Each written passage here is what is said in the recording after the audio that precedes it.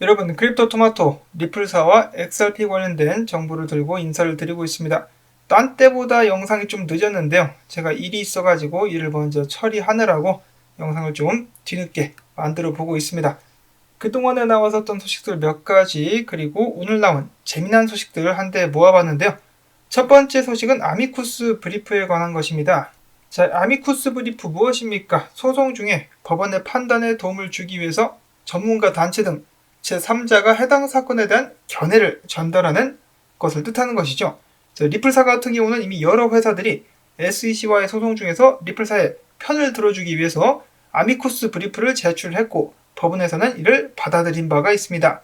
자, 그리고 이어서 리플사를 지원하겠다라는 뜻을 밝힌 새로운 곳들이 있어가지고 한 번씩 보도록 하겠는데, 첫 번째로는 미국 블록체인 협회입니다.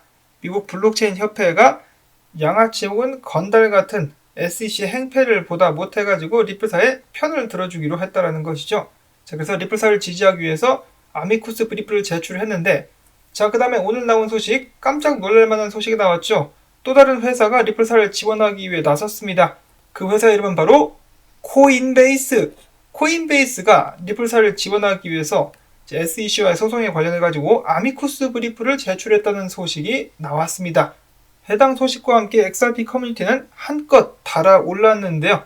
많은 사람들이 깜짝 놀라기도 했었고, 어떤 이들은 역시 모든 암호화폐 업계에 있어서 공공의 적은 SEC다 라고 말을 하기도 했었으며, 자, 코인베이스가 이왕 리플사의 편을 들어줄 거 그냥 XRP를 재상장시켜버리는 것은 어떻겠느냐 라는 의견이 나오기도 했었습니다. 자, 이런 식으로 코인베이스 거래소가 직접 나서가지고 리플사의 편을 든다. 굉장히 좀 기분 좋은 상황이라고 볼 수가 있겠고요. 코인베이스 같은 경우는 나중에 SEC로부터 보복을 당할 수도 있을 것 같은데 리플사의 편을 들고 있습니다. 자, 근데 코인베이스 같은 경우도 XRP가 증권으로 판명이 되면 굉장히 곤란한 것이 소송 걸렸죠. SEC가 리플사가 XRP를 증권으로 판매했다라는 그 소송을 건 후에 투자자들이 나와가지고 코인베이스 역시 증권을 팔았다라면서 소송을 걸기도 했었습니다. 그래서 리플사가 승리를 해야만 코인베이스 입장에서도 여러 가지로 좀 더 수월하지 않을까라는 생각을 해보는데요. 이런 소식을 들은 조니 디튼 변호사는 다음과 같이 이야기를 했습니다. 자, XRP 홀더들도 법원에 아미커스 브리프를 제출할 수 있도록 토레스 판사에게 서한을 보낼 것이다. 이렇게 해가지고 그냥 다 같이 달려들어가지고 SEC를 조져버리자라고 이야기를 하고 있는 것이죠. 자, 갈수록 흥미진진해지는 SEC와 리플사 간의 소송. 다음으로 이어서는 이 소송에 관련돼가지고 포브스에 재미난 칼럼이 실렸다라고 합니다. 제목은 다음과 같은데요. 암호화폐 법 관련 전문가들은 리플사와 SEC 소송에서 SEC가 패소하고 하위 테스트는 앞으로 신용을 잃을 가능성이 있다라는 칼럼을 게재했습니다. 이 저자 같은 경우는 여기는 이 양반 로슬린 레이튼이라는 사람인데요. 박사 학위를 가지고 있는 사람인데 국내에선 이렇게 소개가 되고 있습니다. 로슬린 레이튼 박사는 인터넷 규제 연구 분야의 권위자다.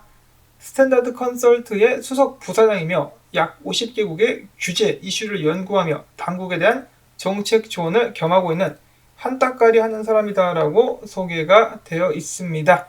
자, 이 양반이 쓴 글 중간에 제이 클레이튼이나 힌맨 문서 등 이미 여러분들께서 아시는 부분들이기 때문에 그런 부분을 제외하고 요약해서 제 말씀을 드리자면 다음과 같습니다.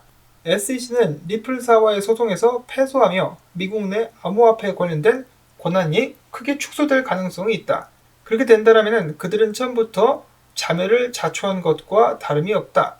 그 다음으로는 소송 처음부터 지금까지 요약을 하면서 SEC 같은 경우는 소송 초반부터 스스로가 만든 미로에 갇혔다.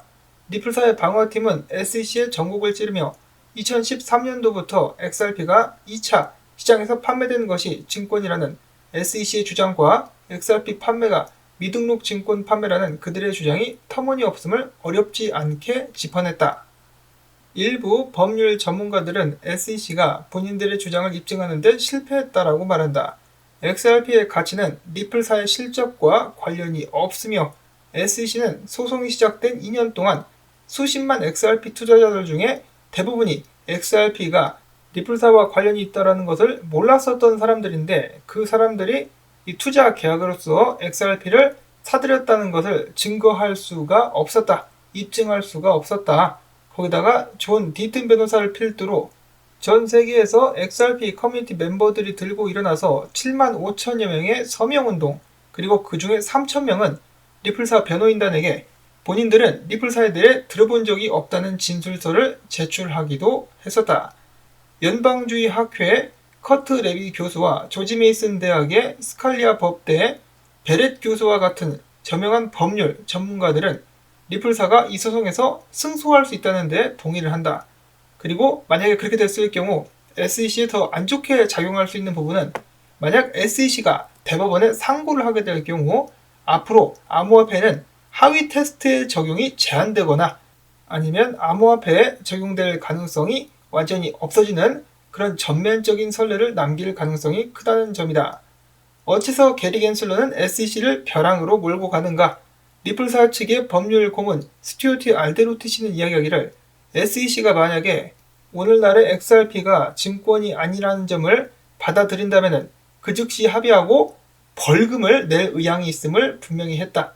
정치적 입지가 걸린 게리 겐슬러는 그 제안을 받아들여서 합의를 해야 할 것이다 라고 이야기를 하고 있습니다.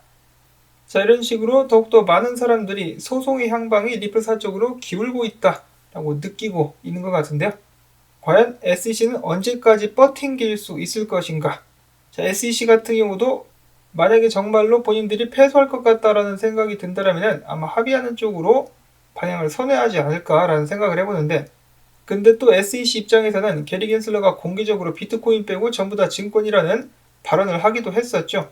그렇기 때문에 이 전체 암호화폐 시장을 잡아먹으려고 했는데 이번에 리플사에게 밀린다? 그러면은 앞으로 계획에 차질이 생길 수도 있기 때문에 어거지로라도 한번 이겨보려고 하는 것일 수도 있겠다라는 생각이 들기도 합니다.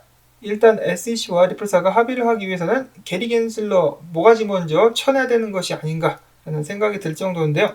중간 선거에서 만약에 공화당이 승리를 하게 된다 그러면은 게리 겐슬러를 가만두지 않겠다라고 톰 에머 하원 의원이 이야기를 한 바가 있습니다. 자, 중간 선거 후에 어떤 변화가 있을 것인지도 한번 기대를 해볼 수가 있겠습니다. 다음으로는 며칠 전에 나온 소식인데 비자가 비트코인, 이더리움 그리고 XRP 지갑을 출시하게 될 것이다 라고 이제 소식이 나왔었죠. 자, 비자가 출시하는 XRP 지갑. 자, 그러면은 SEC 주장대로라면은 증권을 담을 수 있는 지갑이 되는 것인가?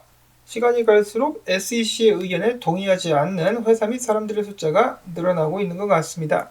자, 그리고 XRP 같은 경우는 지금 가격적인 면에서는 그닥 두각을 나타내고 있지는 못하지만은 2022년도 연말 초부터 지금 현재 가격대를 비교를 해본다면 비트코인은 56% 하락, 이더리움은 57% 하락인데 XRP는 45% 하락으로서 그나마 선방하고 있다라고 하네요. 앞으로는 선방에서 그치지 않고 더욱더 크게 상승하는 모습 나와줄 수 있기를 바라면서 오늘 준비한 소식들은 여기서 마무리를 짓도록 하겠습니다. 여러분들께 도움되셨다. 그러면은 수고했다는 의미에서 광주댓 광고 한 편만이라도 마지막까지 틀어주기, 좋아요, 댓글 부탁을 드리면서 저는 다음에 새로운 소식 가지고 또 인사를 드리도록 하겠습니다. 안녕히 계십시오.